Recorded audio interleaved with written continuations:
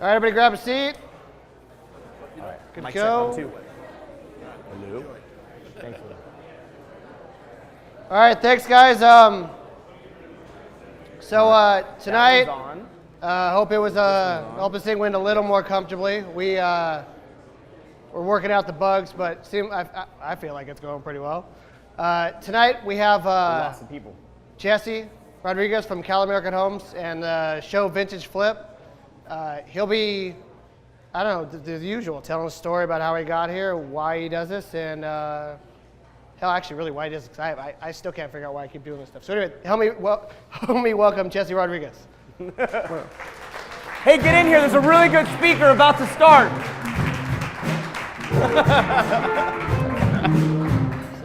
Take a seat. Pick your seat. Hi, everybody. Howdy. How you doing?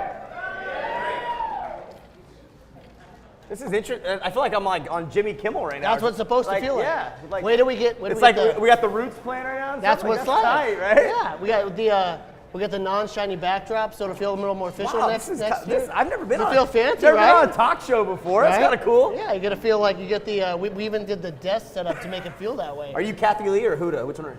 Oh, brutal. No, I'd be. What can I think about? Johnny Carson's fill-in.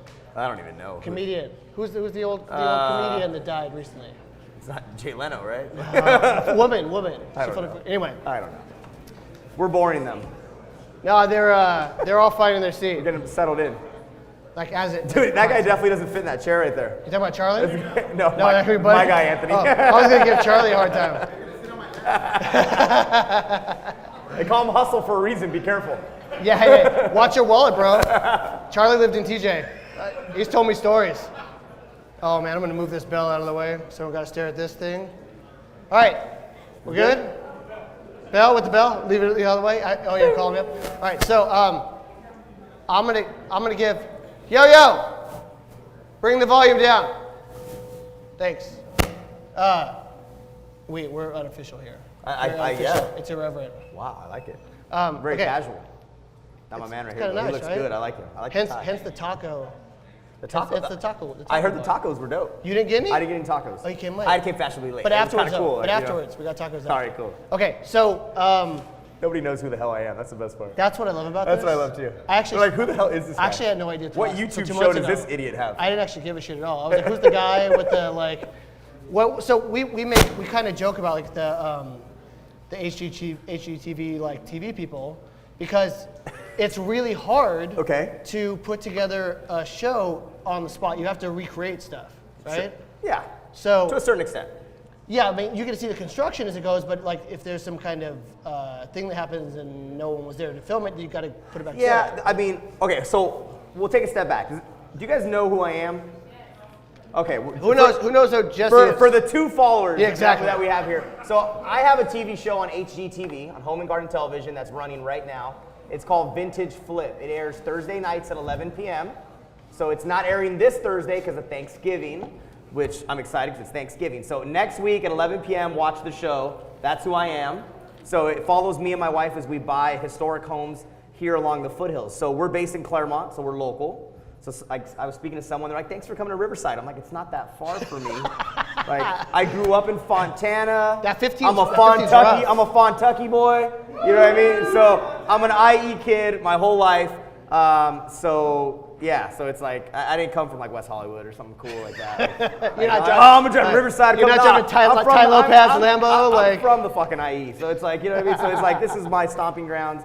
I love the Inland Empire. I love Riverside. Wait, you grew up in Fontana? So I grew up in Fontana, went to A.B. Miller High School. Okay, so graduated. Yeah, barely, or like with flying colors. Oh, flying colors. Oh, yeah. no, I was like barely. I squeaked through like tires skidding, brakes burning, like Gary Vaynerchuk and the whole like, oh, fuck college. No, I went to college. Where? I went to Cal Poly Pomona and then graduated from University of La Verne. What'd you go to Pomona for? It was close. It was good. It was a good school. I started in architecture. Okay, that's why I asked. So yeah, I've always had a passion for real estate my whole life as a kid. Started as an architecture major. Couldn't hang, so I changed majors. Did you grow up in the trades? Like, was your family in trades? No, so my family business are meat markets, carnicerias. Really? Yeah. Yeah, so I grew up always working. I was always hustling. I was boxing shelves as a kid. I was a cashier at 10 years old. Okay. I mean, extreme labor laws. You know, EDD don't go after my dad. You know, like that was probably not allowed. He could give you like $3,000 a year, like as a kid, it was like right? $10 a day. Yeah. Oh man. No, so I mean, so my upbringing was, I think, one thing about Gary Vaynerchuk that I like is he talks about the immigrant household. So I'm Cuban. Okay. Mom and dad both born in Cuba, came here in '62. I was born here. They were hardworking. And so they opened up a little market in Fontana, and me and all my brothers, like, you went to school, you walked to the market, you stayed at the market till 8 o'clock at night, and then you went home and went to bed. I would do homework in the back, like in the stock room. That was my life. Like, I didn't get to go play sports, I didn't do Little League, I didn't do all the cool stuff, which I have no resentment for, because I think it drove an entrepreneurial spirit in me. And like, we saw my mom and dad work every day, work hard, and we appreciate that. And me and my 3 older brothers are all relatively successful in the sense that we all own our own businesses. We've taken after our dad. We've had ups and downs. Like, I lost everything in the downturn in '07. Probably like a lot of you experienced. If you were younger and didn't, you probably saw your parents go through it. I mean, it sucked. So now I feel less bad about dragging my daughter to the office after school every day. It's the best part of her day. I make her sit across. It's going to be the best memory of her life. My kids were at the office today at our office potluck. Yeah. I pulled my kid out of school to come to our office potluck at 12 o'clock because he would have been pissed at me if he missed it. Really? They've grown up in my office. Like, but your kids are doing sports here. I was talking to you, said you had baseball practice. They have soccer on Saturdays, AYSO, Little League on Sundays. So I'm giving them the one part I didn't have. How old are they? 6, 3, and 11 months. Okay. Wow, so you have like we have three boys in a row, yeah. Well, that's awesome, man. You can still like keep up the career, like, and your wife like does the business with you. Yeah, so, like, Tina does the business. She helps design, on the houses. Okay. She doesn't do the real estate side because we own a real estate company, a construction company. Okay. We just closed on our 28th flip year to date. Awesome. So we're on pace to hit 32, 33 this year. So we're active, we're doers, I like to say. But we're not TV fakers, we're TV doers. We actively do this every single day. Are they all, I mean, I know the show is Vintage Flip. Are they all that old? No. Okay. So vintage is like a niche that we love. Yeah. And it's kind of I'd say the topic that HGTV kind of thought was a good niche for us. Yeah. And like almost like characterized us with like, oh, they do vintage. We live in downtown Claremont, so we live in a 1908 Craftsman home that we restored. So we do have that passion for old houses. Yeah. We do probably about 15 or 16 of the 30 that we're gonna do this year are vintage. Okay. Because we work in Redlands, we work in Claremont, Laverne, San Dimas, Pomona, Ontario, where there happens to be a good number of 1920s Craftsman, 1930s Spanish. They're all that period then. So like early 1900s through like 1930s. Yeah. So we did 2 in the late 1890s. We did 2 in Redlands this year that were Victorian, late 1890s, and for me, vintage like 1950s, even 1960s, because it's either vintage or historical or architectural is what I consider vintage. It looks pretty. So if we do a mid-century modern, that's vintage to us. Like we're like, that's an architectural, historic home that we're gonna try to go period right with the elements and the design. It's not typical cookie cutter flip, right? Like I have like left brain, right brain. So it's like make money, I'm buying a house in Fontana, I wanna get in, I wanna get out, I wanna spend $25,000, $30,000 on the rehab, standard cabinet package, like stuff that you're gonna see on that budget and that line item list that you guys saw today, right? Like we have that too. We call that like our standard flip. Then we get into a design heavy home, and then we get to have like that's the architectural side of me when I went to Cal Poly Pomona is like, let's get creative, let's go funky on the tile, let's do custom cabinets. It's really not typical flipping, it's not for the masses, it's more of a custom side of it, but I think it satisfies a need that Tina and I have to not just do the same old thing. You get bored. You get really bored with and I'm gonna say like the most cliche line ever, but it's not for the money. No. Like, and 3 people are gonna walk out. Oh, I'm fucking out of here. This guy's crazy. Like, I want to make money, right? But this guy's full of shit. This guy's full of shit. What are you selling? But honestly, like you can make money on anything, right? Yeah. So we sometimes don't make the most money on the architectural homes, but we get to be so creative and we get to have so much fun doing it that it kind of like rejuvenates you, because you can get bored doing the same. Like I don't care what you do every single day, you're gonna get bored with it, right? Even if you're like a gazillionaire, like if you're Trump or something, he probably gets bored. So I ran for president. Like, he said, "I'm so bored, I'm gonna become president. I think next," right? Like he was just like, damn, I wish you would have played more golf or something. It's like, I mean, just to keep him busy, but that's kind of the thing. So we try to go buy an old flip that's really hard to do and get design crazy and spend way too much money and then make like 12 grand on it and be like, boy, that was fun. No, I totally. No, we have one you know? right now that I was like, we'll probably make $50,000 and we have like $500,000 out on it. Yeah. And I was like,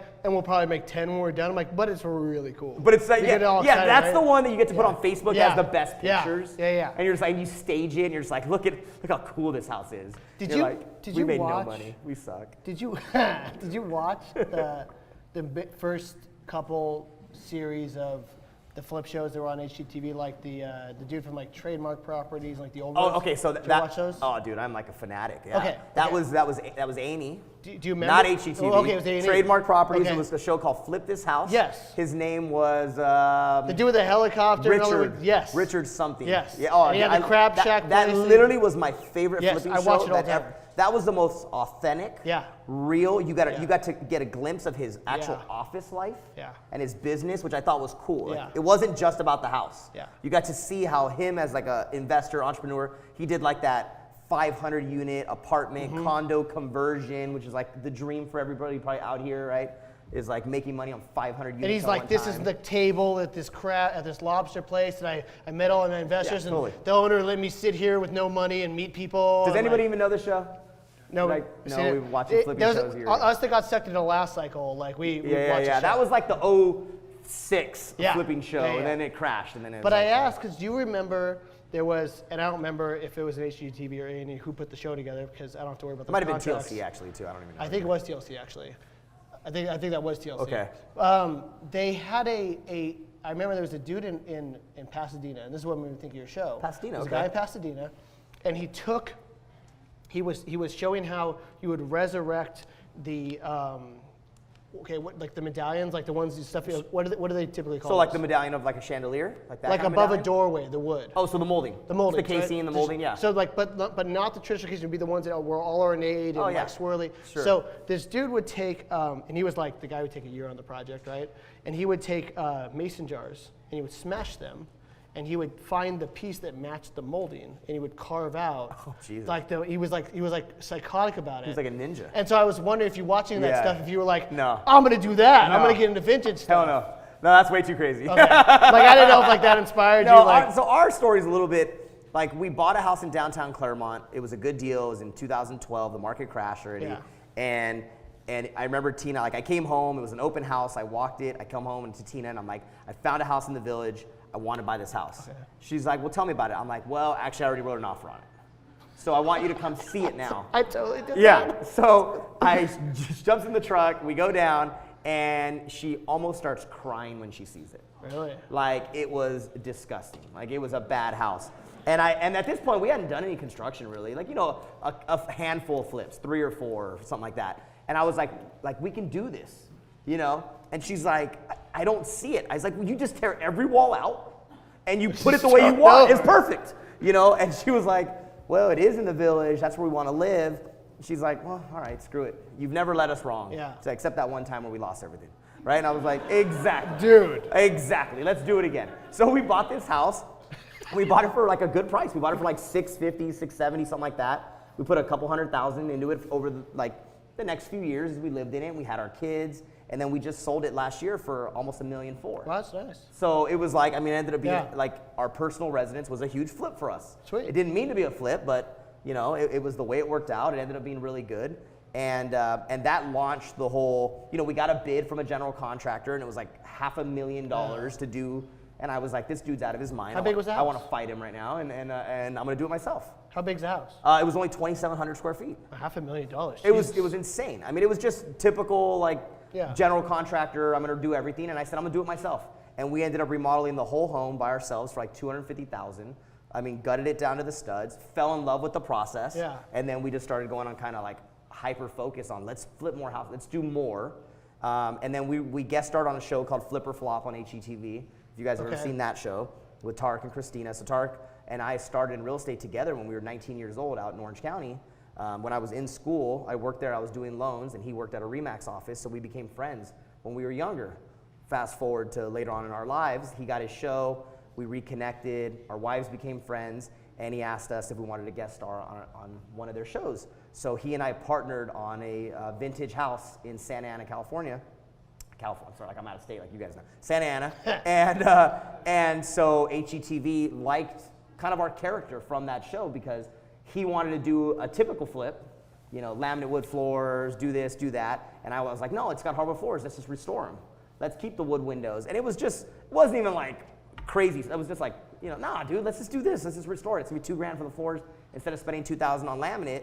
And it became kind of a cool episode the way they put it together, and it kind of made us the vintage specialists. And then HGTV said, do you want to try to get your own show? So we said sure, and they gave us an opportunity for a 1-episode pilot. We did that in Santa Ana. They picked us up for an 8-episode first season. That aired last year, and they picked us up for a 14-episode second season, which is airing now. Oh, sweet. So yeah, it's kind of cool. 23 episodes on television from a little kid from Fontana. I think it's kind of cool. That's awesome. Man. Yeah. So Thank you, by the way. I still live in the fucking IE. That's right, baby. I'm not leaving. I don't care. No, I moved to Rancho, and I was like, but I'm in Rancho now. As if I didn't grow up in Moville. Yeah. I was like, I live in Claremont. We're not really IE. Yeah. Like, trust me, totally you're on the IE. So that's an interesting transition because like there are a lot of things that I think about in that side of the business that concern me. So, for example, when like. It's no secret to anybody that if you want to throw a tub in instead of a shower, people don't go through the insanity of pulling like engineered building permits and whatever. Totally, yeah. And so do you end up with any of these like weird things that you had to do per house that you didn't have to do before because you're on TV? Yeah, I mean, when being on television, you have all eyes on you, right? So I definitely made sure that all T's were crossed and I's were dotted.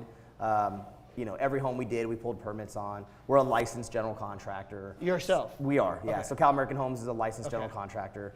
And we did, and I wouldn't say it's just because of the show, but you know, definitely there's a historic history now that someone can go back. Like I definitely think someday there could be a city inspector who becomes a fan who watches this episode who might go back and pull permit history, right? And if I'm trying to do business in that city again, do it right.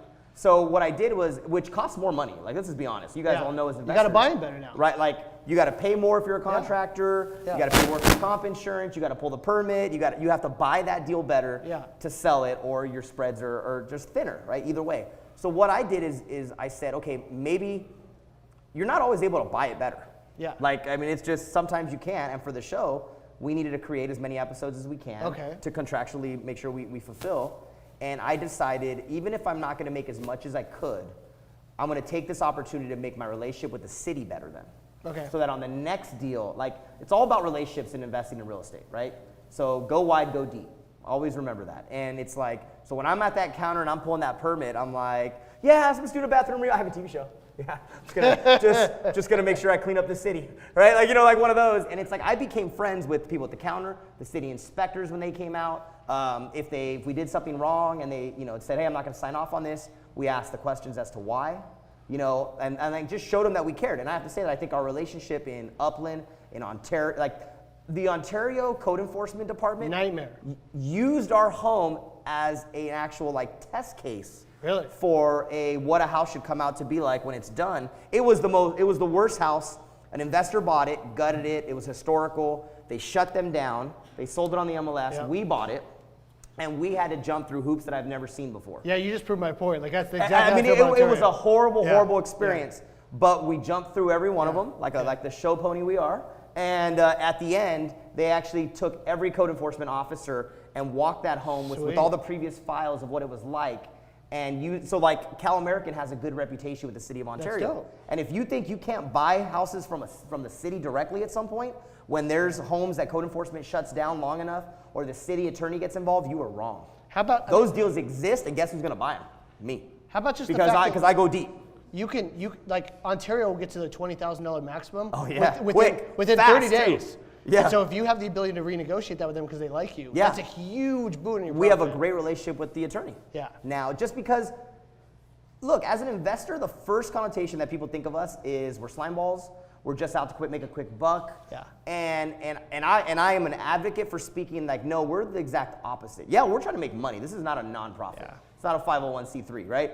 But we're definitely like beautifying your city. We're going in there, we're taking a home that was run down and we're making it better, and we're gonna put a nice family in that. You know, maybe it might be a bad family, but we'll put a family into it, right? So I guess we can't control who the family's gonna be, but we're trying the best we can.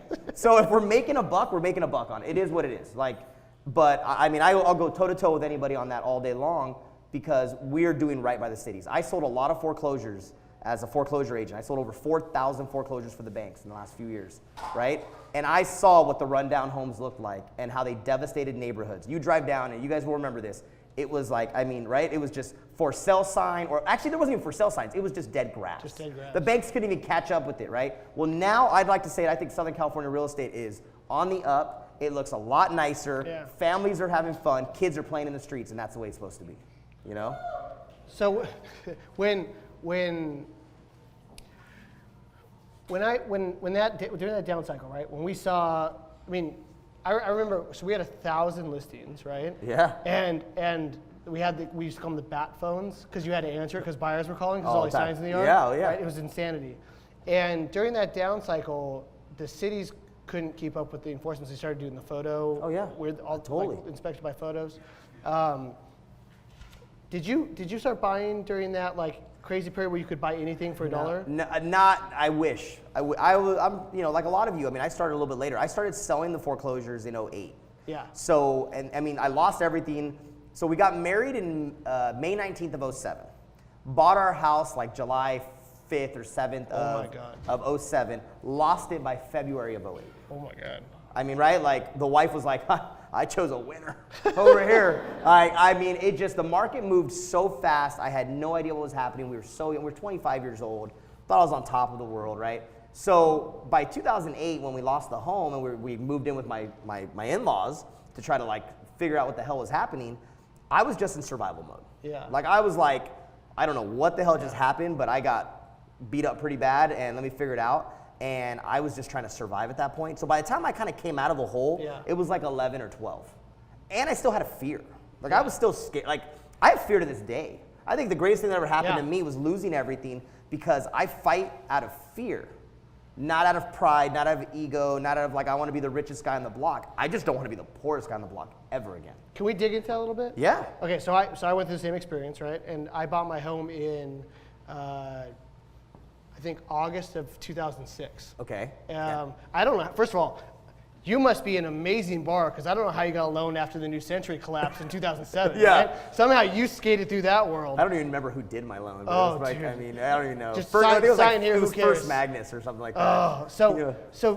Oh, there was a very interesting period in my life, and I remember I'll never forget. And coming from a family who's very hardworking, right? Like you have a family who's very hardworking, clearly because you guys all went to work every day, and so there's this sort of like pride of an ego associated with that you pay your bills and you do good by your community and whatever, right? And so I remember I went to my dad, and I remember telling my dad, like, and this was the oddest conversation. I said, I don't know what I'm gonna do.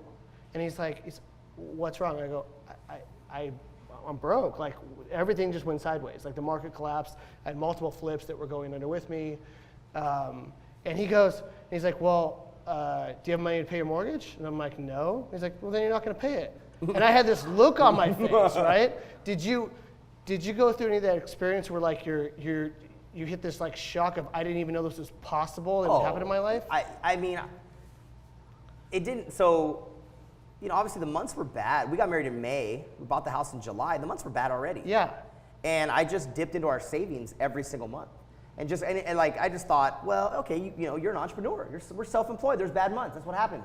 No big deal. I'm gonna have a big pop in 3 months, and I'm gonna put that all right back in, and we're gonna be okay. You guys are flipping. I mean, I can't be the only one that when I'm flipping houses is about as broke as can be, right? Like to this day, I don't care if I'm flipping 30 houses like I am right now. Like when those months and every dollar's out, and you're just like, oh my God, dude, I need this to close. How are we gonna pay this? Please I need this to close so bad right now. I'm looking at Zach right there. I know he knows. There's like a no on my people in this team. room. There's people in this room I know I've had the conversation with. And if you haven't gotten there yet, guess what? You're going to. Yep.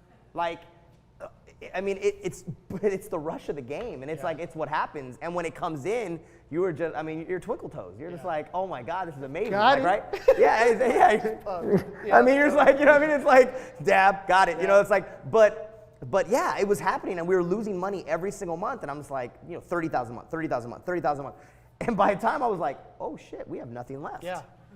Like that's when I told Tina, I was like, we're broke, bro. babe, we have no money. Yeah. What do you mean we're just going to sit? And I was like, gone, $200,000 in the last 4 months. She's like, well, how could that happen? I was like, well, I kept, you know, we had a bunch of loans in the pipe, and I was like, we had a lot of income on the board, like it was supposed to close. I don't know. And, you know, and she cried a lot at that moment, and you know what I mean, and was. I don't mean to laugh because it's funny. In no, it's right? yeah. No, I know you're not. I mean, it was just. And then we had to go. Then I had to go look at her parents in the eye and be like, "Hi, your daughter that I just married. I've lost everything, and I don't know what to do." You know, and I'll never forget her mom and dad. I mean, the most amazing people in the world. They were like, "You just gotta do what you gotta do. Right. Doesn't matter what it is. You'll be fine. Don't worry about it. You move in with us. You know, sell your car." I'm like, "Sell it. It just got repossessed."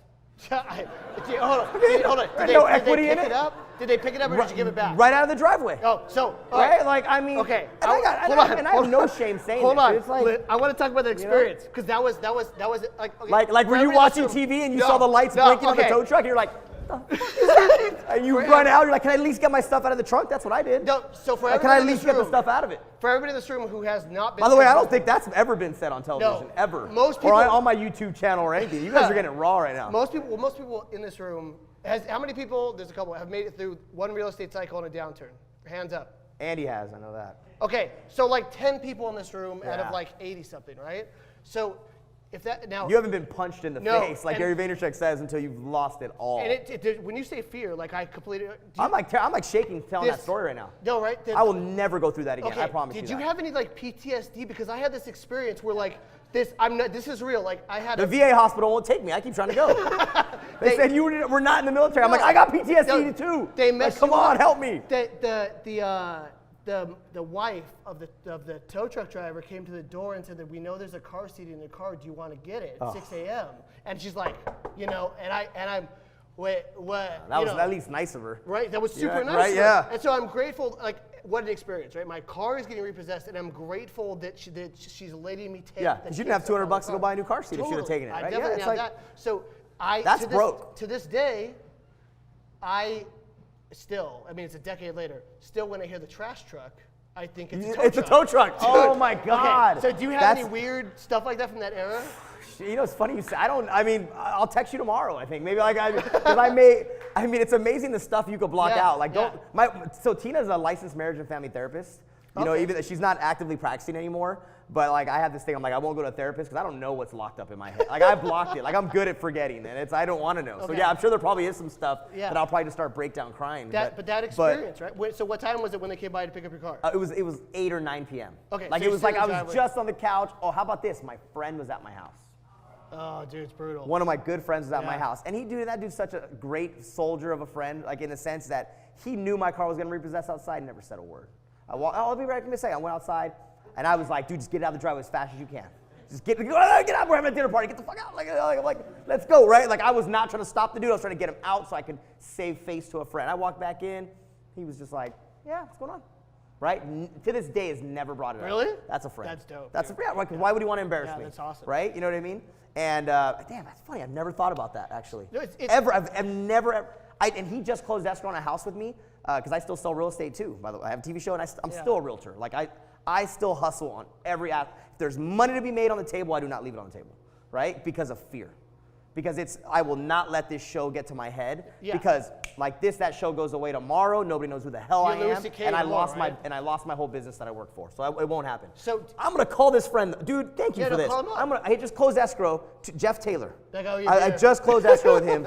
And he did not bring. I'm gonna text his ass. Yeah, that's cool awesome. Actually. Why he might be like, dude, I didn't know I got repossessed. I'm like, you're a dumb. I don't want to spend. Nobody wants to hear our repossession story. Yeah, they're like, oh, we're forever. Gonna flip? But I had Todd, my business partner, right? I had bought. We had a Toyota Highlander, right, for a kid, whatever, and I had bought a F-150 4x4, like I'm balling, right? Yeah. And I called Todd. I'm like, hey man, I'm voluntarily repossessing this car. I'm going to give it to the bank because I had already told option one. I was like, come get all the keys. They're all yours. Yeah. They're done. They're turnkey. And I remember I parked it outside of his house, and I was like, hey, I just didn't want my neighbors to see the car get picked up. I'm driving over his house. So I'm thinking like, okay, this is like problem solved. They're gonna pick it up from his home. I put the keys on the dash and I'll leave the car there.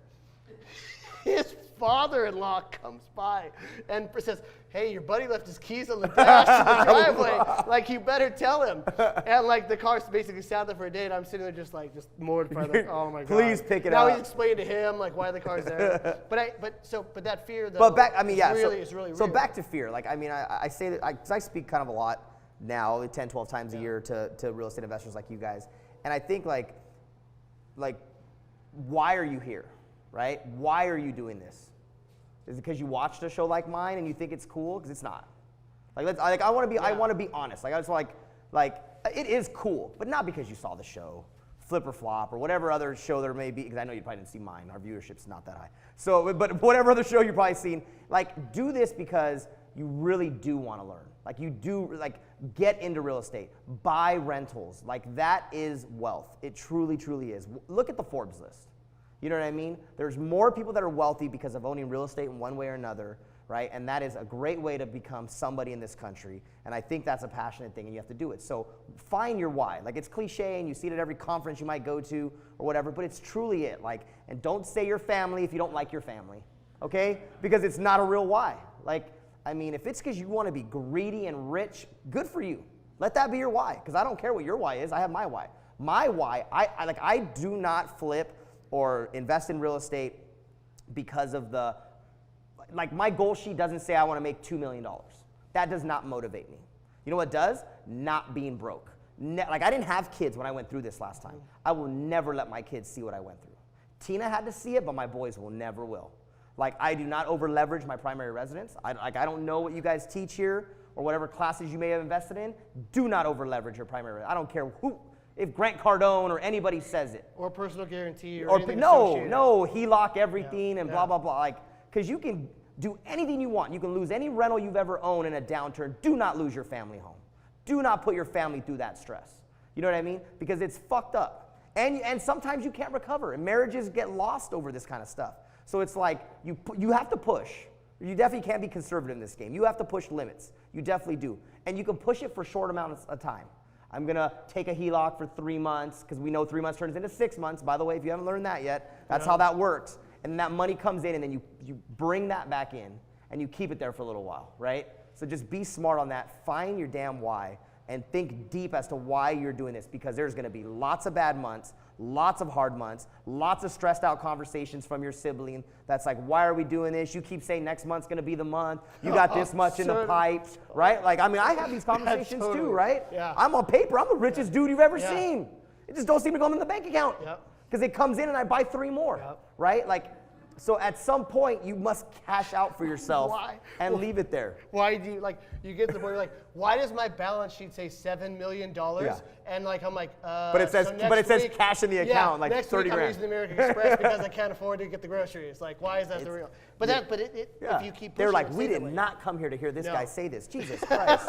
But I feel like it's a reality of the business that people don't want to talk about. Well, nobody does want to talk about it. Look, and I'm not discouraging anybody. This is the best business there is. Just have an understanding of what really the expectation is. You know, so my theory, I flip. So I have a real estate company. I have a construction company. My construction company does not provide any income. You know, I mean, it does, but we only do construction for ourselves, right? It was a way to save money after doing so many flips and saying, I don't want to pay a GC anymore. I'm going to keep that cost in-house, right? So it's economy of scales. My real estate company does make money. I've got 5 of my agents that are here, that are guys that are my best friends, closest colleagues. They buy flips. They find flips for me. They buy flips for themselves. I teach them how to flip. Like, I want anybody that's around me to be wealthy and successful, because it's no fun doing it by yourself. I'll tell you that much. We've all learned, right? Your friends are going to be the first ones that hate on you, that are going to be like, so surround yourself with better friends, right? But I don't believe in, leave your old friends. You got some loser friends, that's okay. You know what I mean? They've been with you since you were kids. They were ride or die. You got to keep them around. You got to keep them around. Just guess what? You're buying their dinner forever. That's cool. Yeah. Just accept it. You know what I mean? That's no big deal. But so that's a whole other conversation. So I got the real estate company for income. So that generates income. So when I flip, My flipping, some months when I have bad months in real estate, needs to become income for the company. But other months, I take that, and after we do 3, 4, 5 flips and I make a little bit of money in the bank account, I go buy an investment. Like my game is buy rentals. Buy rentals. Where? I flip. Here? Anywhere. A local, i.e. Upland, Colton, Claremont, Fontana, Victorville. I mean, when the market crashed, you know, I did buy. You asked the question, did I buy anything when it was $1? I did. Yeah. I bought a fourplex in Victorville for like $120,000. I bought an SFR in Lake Elsinore for $56,000, and I bought something else for like $28,000 in San Bernardino, right? Like those prices, like people in America don't even realize that Southern California real estate was that cheap. Well, as an REO agent, I sold hundreds of homes for under $50,000. Isn't that was hundreds. A weird period too? Like when you nobody was ready for it. No. Everybody was just surviving at that time. I sent a mailer out. It was like this folded up piece of paper. Yeah. It was a printout. It said like $61,000, 1,500 square foot, 1987. Yeah, no calls. Home. And like nobody wanted it. Like one guy called. Yeah. One guy. And I thought, Mike Niger. You guys are idiots. No, Mike Niger did call like. But he offered 42. Yeah, he offered 42,000, right? He would have done that. Actually. Yeah, totally would. That's who picked up thousands of units. Though. Thousands of homes, thousands of SFRs. Yeah. Mike Niger. That's I'm gonna drag him. Take his son. Call his son. Son? Mike Niger Jr. Yeah. Those guys. I mean, that's an amazing family right there. That they buy so many houses and they jump on everything. Like I think the greatest story I ever heard. I don't know how much longer we have. We got time. We got at least 15 minutes. Okay. So Donald Bren. Does anybody know who Donald Bren is? So he's the owner of the Irvine Company, one of the largest landowners here in California. Well, years ago when the market crashed, it was like late 06, early 07, he bought a high-rise in downtown LA. And he paid some, I don't know, I'm going to totally butcher the story, right? But he paid some astronomical number. Let's just call it 100 million, or probably was it 500 million, I don't know. And the market crashed, right? So the value went down. And there was an interview, and you can Google this and find this somewhere, the article. And you could tell that the news reporter was enjoying the fact to ask the question, so Donald, this property you just bought just dropped value by 30%. What are you going to do? What do you think about that, right? Like trying to rub it in. And he's so classy, and I love this. As an investor, everybody's got to take this away. He said, ask me in 30 years if that was a bad buy. In 30 years, you couldn't touch what I bought. You think I'm worried about what it went down today? Yeah. Because I'm holding this forever. I got chills saying this right now. I'm going to own this forever. So it doesn't fucking matter what I paid for it. Right? It was like, screw you, like trying to punk me right now. Like, you know what I mean? Like, you know what I mean? He was like, mic drop, I'm out. Like, and by the way, it only took 6 years for that thing to go back up and go worth twice what he paid for it. So he was a genius, and that's what all of you guys are.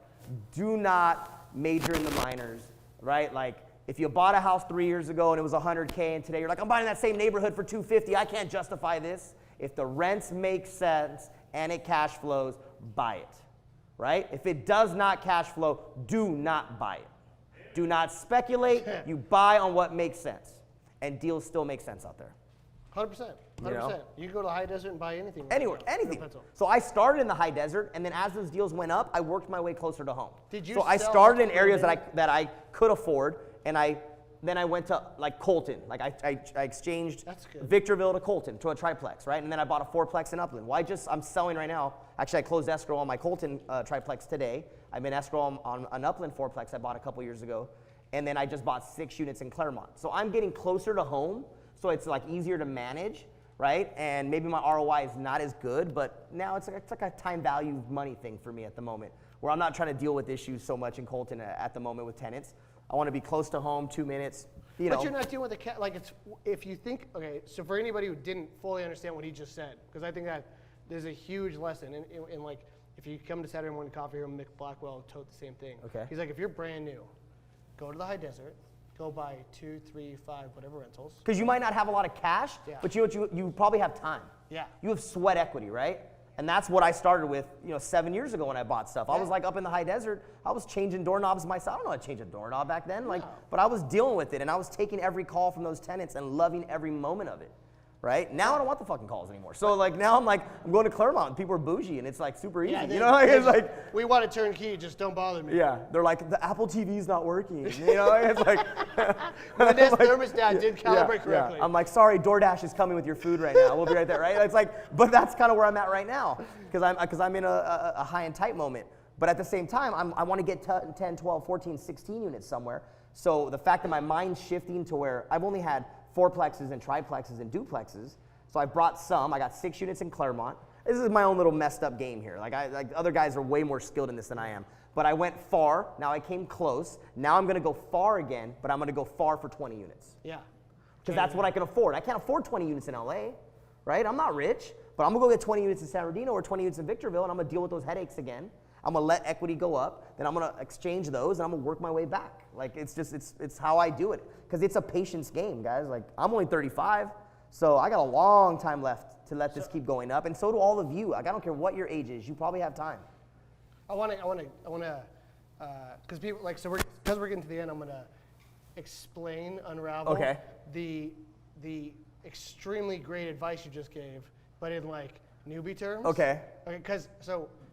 I see their faces. They're not newbies. They're skilled. I see it. Well, there's some really skilled people here. And there's some people that are like, did he just say appreciation? He cussed. And cap What did he rate? say? He said fuck. You know, at this club, after being on stage, they're used to it. But so when you went to the high desert and you bought those houses, and then they had a certain return, let's just call it a 10% return on the money, whatever. Whatever it was, I have no idea. And then they went up in value because you treated the tenants better, treated the property better. The value went up, and then you sold those, and you took the difference in equity, the amount you gained just by time and forced appreciation, which is when you raise rents. Yes, okay. Right? And then you came in closer to home and took that additional money that you wouldn't have had before. Exactly. And you could buy a what would be a lower cap rate property, but it's still the same cap rate to you, same return to you, because your forced appreciation came in, and you did it again and again, so you got close to home, right? Yeah, I think so. And so you're going to do the same thing now with units. And the one thing that's important that I think the new game you're going to play with units is that if you get a 20 unit, and it's a C property, and you class it up, you rehab it, whatever,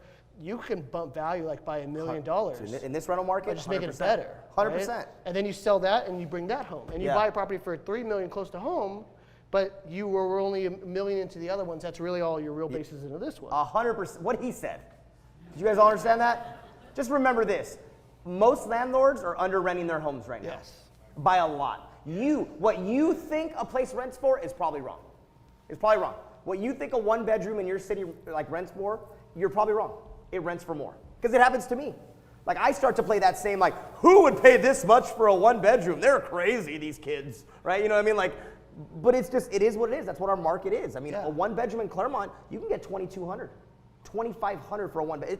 Like I was like 900, I thought. Like I was like, because I'm used to like, you know, Victorville rents. Well, Victorville's like probably higher than that now too. Like I don't even know, I haven't studied it yet. Yeah. And so just realize that when you have a landlord that's owned that place for 20 years, they've been under renting that for a long time because it's easier to keep that tenant in place than raising rents. It costs money too. And they don't want to have the vacancy. They don't want to put the money into it. So there's a lot of opportunity in that, you know? And there's a ton of opportunity in flipping. So go buy a house, flip a house, make 40 grand. Take that 40 grand, buy a rental. You play that game, you guys are going to be it's generational what's going to happen. You could just do one a year. If you did one a year, flip a house, buy a rental, flip a house, buy a rental, one a year. 100%. 10 years? I made as much money when I was flipping 10 as I flip 30 now. You know, it? I mean, because it just, you get more staff and more assistants, and then you know. There's a rule, there's a lot of diminishing returns. 100%. Right? Like they say economy of scales, I don't believe it. But so, when I want to start taking questions in a minute, but because we've experienced the same problem, right? We're about the same size, same number of units you're doing. Yeah. And what I'm noticing is we're just sort of creating a bigger machine that supports more people. Right? 100%. And that's what you start to thrive on. Yeah, right? I mean, so I have more freedom now. I think I have more staff. I can do more volume. It doesn't necessarily mean I'm making more money, but what it's giving me is more time. Yeah. Like in exchange, more time, which I got to create a TV show for 2 years. I was not in my office for 10, 11 months out of the year the last 2 years. And it still ran, and we still closed a ton of volume, right? So I'm very grateful. It allowed me to start a new venture in that. Like if the TV show goes away, I'm gonna now I'm back. I'm in the office right now because we haven't got picked up for a third season yet, and I'm spending a lot of time in the office. So now I'm in growth mode in the office. So I'm gonna do that, and we're gonna grow and we're expanding. Bruce, where'd Bruce go? Or Kirk? Were you guys? Is Bruce eating tacos? Bruce is getting tacos.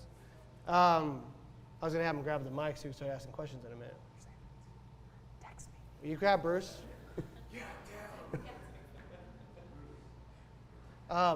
So will you grab the mic so we can ask some questions? Thanks, Bruce.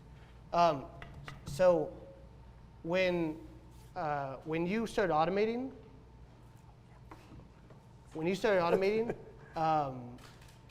are there any tips for people that you have for people that are starting the automation process? I know it's difficult. Yeah. So what do you mean by automate? Okay, so you said you were out of your office 11 months out of 12 for last year. Yeah. right? And it ran without you. Okay. So, starting okay. for somebody starting that process. I think the most important person on my team, or gives me the most amount of value that I'm able to step out, is I have a right-hand person. His name's Mike. He's my acquisition guy. So he's kind of taken over that role that he finds deals, right? So to make the machine work, you must have inventory. So you can make all the other mistakes, bad contractors, takes too long, sits on the market, right? But if you do not have deals in your cog, the machine's not gonna work. So Mike is making sure that the machine always has something. You guys right now, let's say one of you goes, I wanna partner with Jesse, I have this amazing deal and we're gonna make a ton of money. Hopefully one of you has that, right? Well, you may email me and I may not respond fast enough. Well, Mike checks my emails, he will respond to you. He will make sure he comps that, value checks it, so that you get a response. Because you may go, oh, that guy's a dick, he didn't reply back. I'm gonna go send it over here, Steven. Don't do that, send it to me. That's what happens. is there any specific software you use to do that, to share your email, or they just log into your email? No, they just log right into Gmail and just check it, yeah. So I think to automate the first person, like you are the deal finder, you are the one that bids it, right? You're everything right now. But once you can take on that next step and you're doing more volume, you need the new deal finder. Either you stay as the deal finder and you let them go do the inspections and the checking up on the property. Because guess what? You don't need to be the one driving out to go see the property every day. Like I know that probably gives the most fulfillment because you see progress happening, but you just have to make sure this is a sales game. Just like anything else in this world, it's all about sales. You need to be working the phones, you need to be sending out your mailers, you need to be door knocking, you need to be cold, like you need to be networking. The second you pass that on to someone else, Mike comps the homes for me. I'm here speaking to you, right? Like, you know what I mean? Like, I'm the one that's gonna create the relationship, and what happens is, if I'm good at that and then I don't do the follow-up part, then that's where the breakdown happens. So I have that person to make sure that that part still exists. So just know what that is. And I see a lot of great teams. I think teams are the best. I absolutely agree. When it comes to that. Husband and wife teams or business partners, because one maybe have a better personality and goes and talks, and the other person can sit in the office and do that. So, you know, definitely look into that. I think it works really, really well. Perfect. Okay, so what's the tech? Do they? Oh, yours? It's all. Pause. In the meantime, go to my YouTube channel. I was gonna let you plug in a minute. Couldn't take it. /Jesse Rodriguez TV. We just launched it last week, so check it out. It's kind of like a vlog, so you'll see a little bit more of our background story, behind the scenes. Subscribe, because it's brand new. And if you do, I'll give you tons of tips.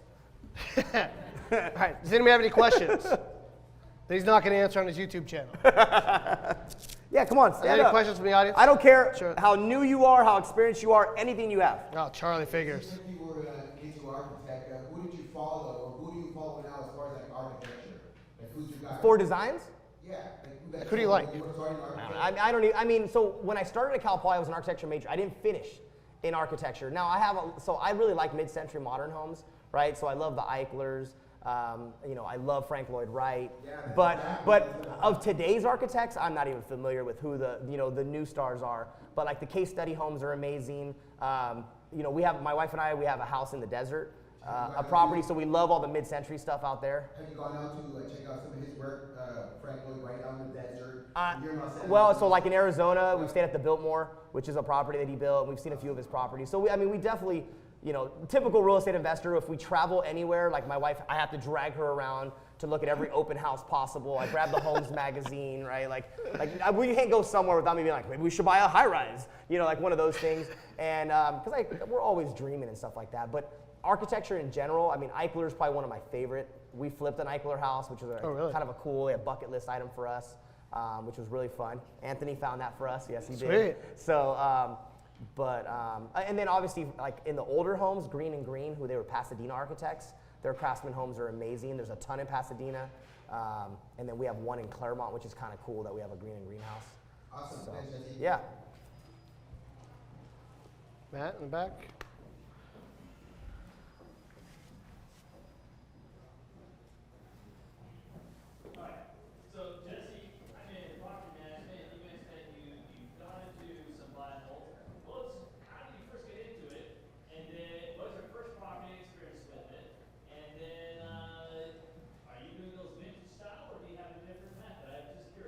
So have I ever rented? So on the vintage, so most of my stuff was 60s, 70s built. I actually did not remodel them to like architectural stand. I mean, I kind of slumlorded them a little bit, to be honest. Like, I was just selling them, and I'm like, ooh, these are bad. Like, wow, I can't believe I've owned these for this long. So I didn't pay that much attention to the rentals. So I do not have like a pride of ownership vintage home. I just bought a sixplex in downtown Claremont, and that's the season finale of our show is the back house, which we made beautiful, and then we're now starting to remodel the front 5 units. So that will be a vintage 1920s Craftsman. That's really nice. So that'll be our first one. But I got into rentals just, you know, my mom and dad, they're entrepreneurs. They own the meat markets. They're retired. They have no 401k. They never had a financial advisor. And they survive to this day because over the last 50 years of their life, the 2 markets that they own, they bought the buildings. And they sold the markets over the years, but they still retain the buildings. And they make about $10,000 to $12,000 a month, somewhere in there. And that literally is the income they survive off of. They don't survive off Social Security or my dad's meat cutters union, you know, $300 check a month that he gets. It's the income off those rentals. And being a kid, my dad always said, you know, if you could ever buy real estate, you should. Like, and it wasn't like, it was no deeper than that. There was not like that great father-son moment. It was like, hey, you should probably buy a house someday, all right? Like, and I was like, okay, Dad. Like, and so when I went to college, I just loved real estate. And I think there was a couple right decisions that I made in life, a couple friends that happened to be in the right field that took me under their wing. And from there, at that point, I just knew. I've been to enough seminars and to enough sessions that I heard people say, you should buy real estate. Like, I can't even, like, it's not even that great. Like, someone said you should buy real estate, and I was like, I wrote that down. I was like, I should buy real estate. Like, I'm gonna do that. And then the prices got cheap enough, and I was lucky enough that I bought my first rentals with hard money loans and like 10% down and 12% interest rates. And they were only cash flowing, you know, $90. Like literally, I rented it for $450, and my payment was $375. But you got in. But I got in, yeah. and I just knew. Like, my logic was, if I'm making money at a 12% interest rate, I'm gonna kill it when I can refinance this to 5%, right? Because I was just out of foreclosure. Like, I couldn't qualify, and I carried hard money loans on these for 3 years before I was able to refi them to my personal name properly through like a Wells Fargo loan. And then that's when I saw the cash flow just go. Rents went up, payment went down, you know, the market went up, and I was just like, oh fuck, I did something good here. You know what I mean? I was like, that worked out. Like, I was like, and so it was, you know, definitely not Grant Cardone, right? Like, I'm not that good. I'm not buying hundreds of units. I'm no different than any one of you here. Like, it's bought a couple, held them for a few years, they went up, sold them, bought a couple more, you know. It's like, it's intentional, but it's not really on purpose. Yeah. Like, you know what I mean? I mean, I had to pay bills every month Yeah. still, right? So I didn't have a ton of money. Like, I would sell a house, I'd put a little bit in this account, put a little bit in this account to pay bills. This one grew enough, and luckily the prices were cheap enough. And those deals, they truly do exist to this day. Like, I mean, we buy off the MLS all the time. Every single month, I'm buying flips straight off the MLS still. Like, I buy from wholesalers. I buy from every opportunity, every angle there is. So don't let anybody tell you, you know, when you go tell one of your friends, hey, I'm starting to flip now. They're, oh, you missed the boat. There's you can't no do that deals. anymore. There's no deals. They don't exist. Like, yeah, send them my email, right? Like, tell them to watch my YouTube show. Yeah, the deals exist. Like, because we're doing it every single day. We still are. You just got to work harder, right? Like, I have more experience than you guys. I have more contacts. More people bring me the deal before you. Doesn't mean that you guys aren't going to be the studs in 2 years. Like, believe that. Like, when I started selling foreclosures, I was nobody, and there was the greats. There was the Art Acostas and the Michael Novak Smiths, and there was all these dudes that were selling hundreds and thousands of homes, and I was a 26-year-old kid who was like, I'm going to be you, right? Like, and that's all of you right here. Like, that's just how that goes. So don't buy into anybody's, like, dream stealing. Just live on and ride hard.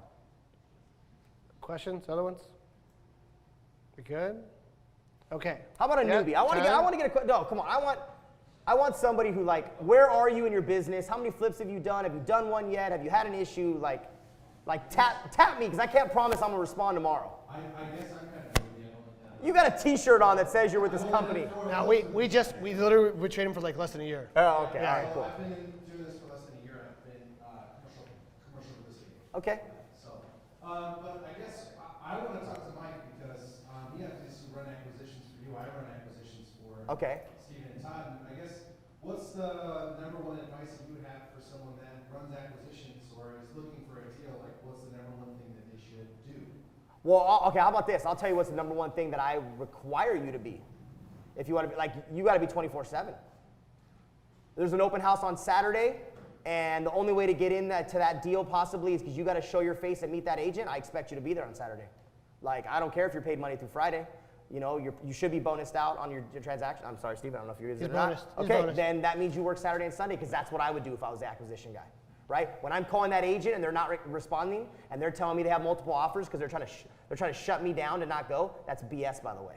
Like, I show up, I knock on that door, I go to that open house, I get in front of their face. We don't always get the deal, right? They may have had that one promised already to someone, but I'm working on the next deal. The owner knows your name now, then when they saw you. Everybody saw me. Like, everybody saw who we are, right? And so we're getting in front of people, we're telling them what we do. We've worked with agents for years that have never sold us a deal. Never, and we've never given up. Because someday, their go-to investor is gonna burn them, right? Just like I've burned somebody. Like, I didn't mean to burn them, but I ran out of capital probably. And then they called me and I'm like, oh, let me try to make it where I can't close. So guess what? I lost my opportunity. They're gonna go to the next, you're only as good as your last deal. Do you perform? Do you buy, right? You can't buy everything and it's okay. Because like, I don't care who the agent is, the Marty Rodriguez's, the Nick Abades's, the top agents here in Southern California that sell hundreds of homes that have had realtors for 25 years, investors for 25 years, you could break in with them. Just want it, like, be that pest, right? Like a balanced pest, you know? but like let them know that you are there for when Joe messes up. And you know, I bought a lot of deals that I made very little money on because I was trying to perform for that agent so that they could get a fat payday on double ending on me and making $40,000 and I only made 10 grand on the deal, but they made it up to me on the next deal, right? And if they didn't make it up to me, that was my fault because I didn't work hard enough to let them know I performed, you better freaking send me the next deal. Like, So I expect you to be out at open houses Saturday and Sunday and getting a deal. Like, that's what I like at all hours. Dude, like at all hours. Like, if I text you, like if someone sent me a deal and I'm at dinner with my family and I text you the address, you need to comp it. And you need to tell me what that value is so I can respond. We just gave him. Like that is my expectation. Like, everything else is cool and let's potluck and let's have fun and let's go to a Laker game. But like, hey, I'm at dinner with my family, you might be dinner with your family, but you got to get up from the table until you become me. That's just how that goes. And that's not a higher, that's just, it is what it is. We just gave him a piece of every deal in the house. Awesome. If he'll take home a bunch of responsibility. So as you're saying this, I'm like, yeah, what he said. That's what I asked. Yeah. Over there. All right. Check. 1 2 1 2. Okay, wait.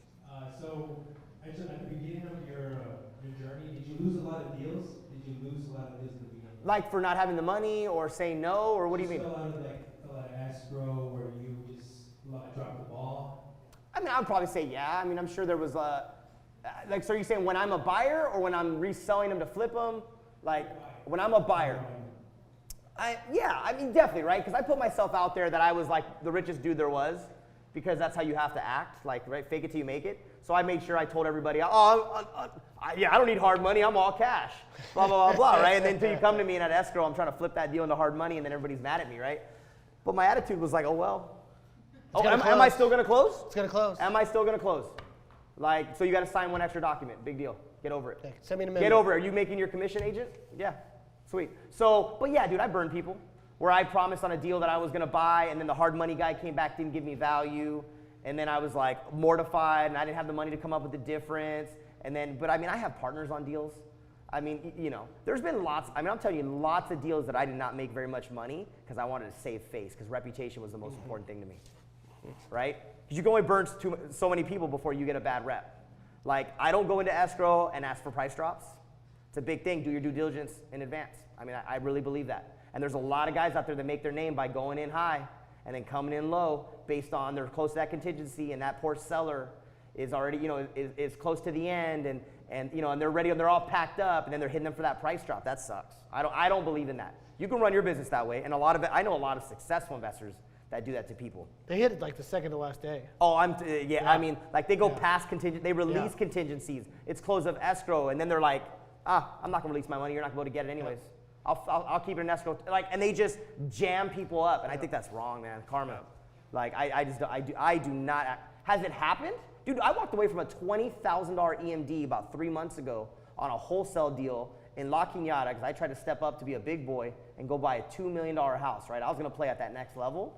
And honestly, I got cold feet. I got scared. You know what? I got scared of that, and I walked away gracefully to that wholesaler and said, keep my money. I did wrong. Keep that money, I'll earn it on the next deal. It's probably a good choice. You know? Like No, that? wholesale didn't send me another deal. It wasn't that good of a choice. But I went back, my wife was pissed. She was like, don't fucking do that. Are you kidding me? Keep that money. Like, fuck that guy. Like, you know what I mean? And I was like, no, someday in 2029, I'm going to run into him somewhere, and he's going to remember what I did, right? And she's like, yeah, no, he's not. He just kept your money. I should have burned the whole store. No offense, guys. But the family, you don't burn that poor family who's selling that house. Damn it, those are normal people. Normal is subjective. Yeah, I know. Next question.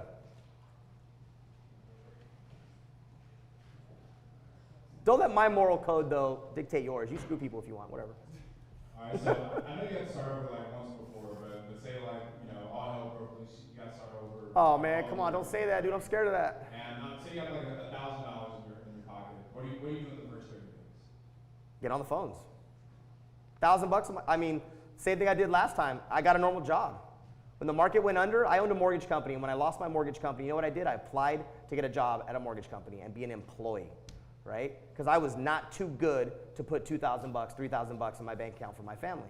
Then what I did is I took a second job selling timeshares at night. So this is January of 2008. I worked for First Horizon Home Loans. I got a $2,000 draw against future commissions, right? So essentially a loan based on income that I didn't have. Then I got a job in Pasadena selling timeshares at night. I would have shoveled shit to put money in the bank account for my family. And then I'd come home at 11 p.m. when I was done with my timeshare business, and I would get on the computer and I was like, I'm gonna learn to become a foreclosure REO agent. I was a mortgage guy. I was not an agent. And I said, that's the only people I saw making money were these REO guys. And I said, I'm gonna become an REO agent. And I bought every tutorial BPO list for $100 to pay $200 a month, which I didn't have. And I said, honey, can we put it on the credit card, please? Like, I'm gonna do this for us. Within 2 years, I was selling 500 homes a year. Like, making over $1 million, $100,000 a month, right? And I didn't make near that when I was a loan guy and I thought I was on top of the world. I mean, the way it humbled me and showed me I had something that I didn't know I had. Like, you can't even put my back against the wall. I will fight so fucking fast and so hard, like you couldn't even control it. Like that was something that was important to me. I still have the fear though, right? Like, I don't want to do that. I'm getting soft now in my age a little bit, right? But it's because I got money in the bank. Strip it all, dude, I'll be a scrapper again. I will do whatever. Like $1,000, I will double that down in probably 60 days. Like, not double down, I mean make 100,000 off that $1,000, like so fucking fast. Because I just now what I know about, like, it's all about people, and with social media, like social media wasn't booming in 07. Like, I mean, I think it was, but Facebook but barely was Facebook there. I think just came out, and all like, the ads and stuff. But what you can do now, and you can drop $10 a day on a sponsored post and reach such a targeted audience, right? And get your business out there. I mean, it's insane. Like it really, really is. So I think I would hit the phones. I mean, essentially I would door knock, I would cold call, I would get on the internet, right? I would find what that next lead gen source is to try to make money. And I don't know if it would be in real estate investing at the moment, right? Because you must survive, right, to do what you love.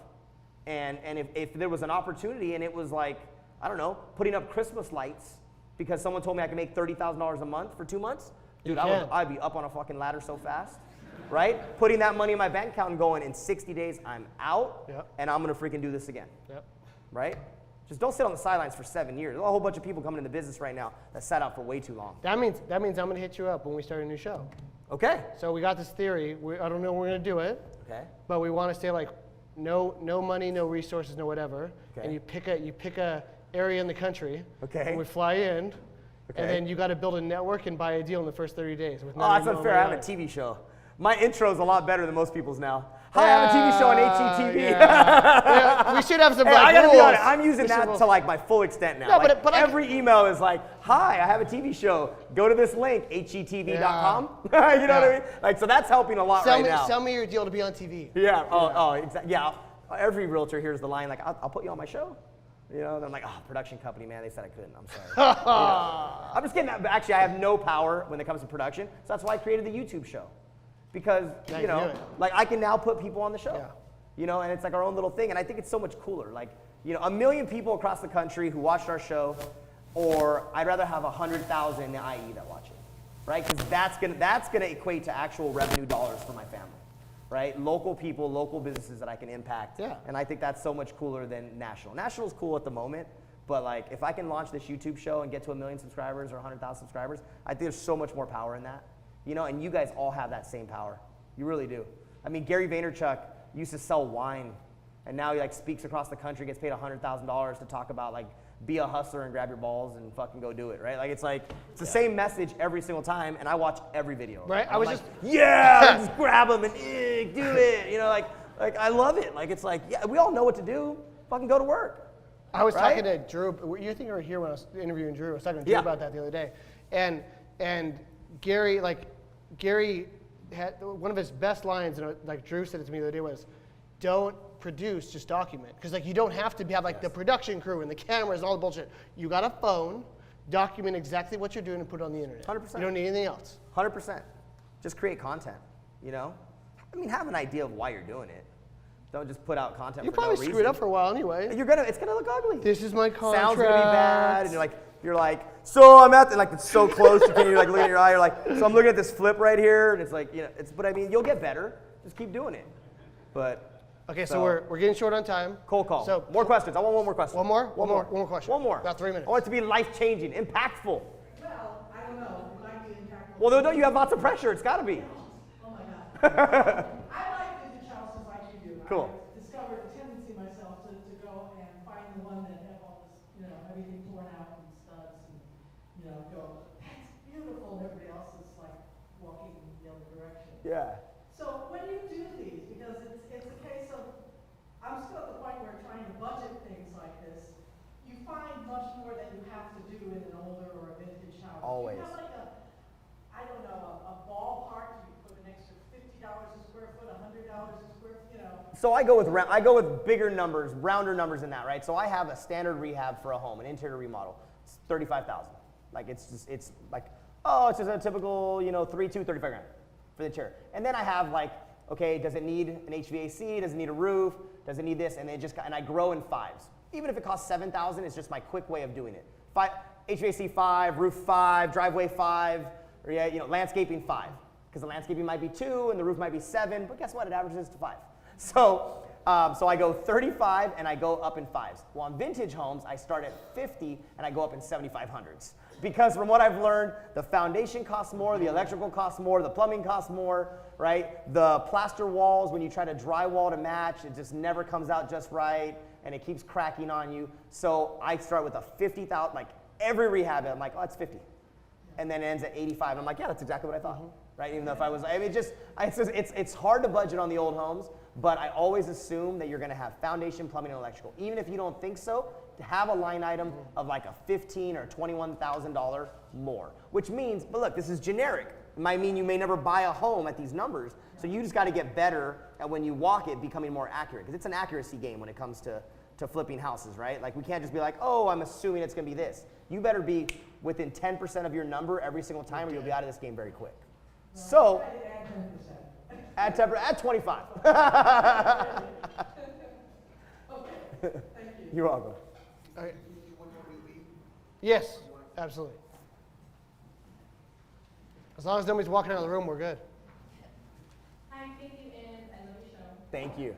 I have a question. If you are an agent like myself and you have money, where would you go first to purchase a home? What are your thoughts on auction versus foreclosure? You know, I think as a newbie, I'd probably stay away from auction. Yeah, I mean, it's a harder game. I mean, you get no title insurance when you buy it, so there could be liens that you missed. I mean, like your searching capability and like your strength in that and knowing what you're looking for. I mean, I've seen stuff to where, you know, I've seen houses that are on, looks like a normal street, they ended up being on a private street, which means the other owners on that street had their own little mini HOA formed on it, and they had $25,000 in liens that they just imposed upon themselves, and they never filed it, but they had the right to it. And then you buy this house and 25 grand all of a sudden pops up on you and you're like, whoop, that wasn't in the budget. And so I think I'd stay away from auction. I think your best bet would probably be a wholesaler. I think a wholesaler would be the easiest way for you to get a deal because they've gone out there, they've bird dogged it, they've locked it up. And I think where your strength needs to come in is know how to comp it, because I think most wholesalers are full of shit about their pricing. Totally. I mean, hey, but no dogging on wholesalers. I buy deals from wholesalers every month too.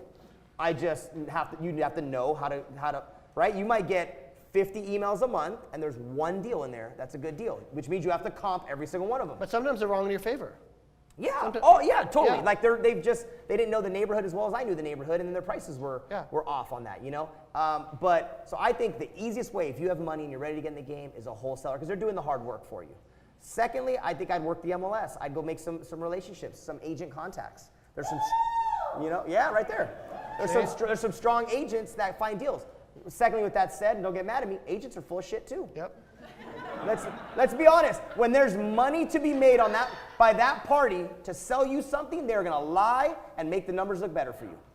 Always. Like it's just what happens. Huh? Maybe not you. It's a general statement. I'm a realtor too.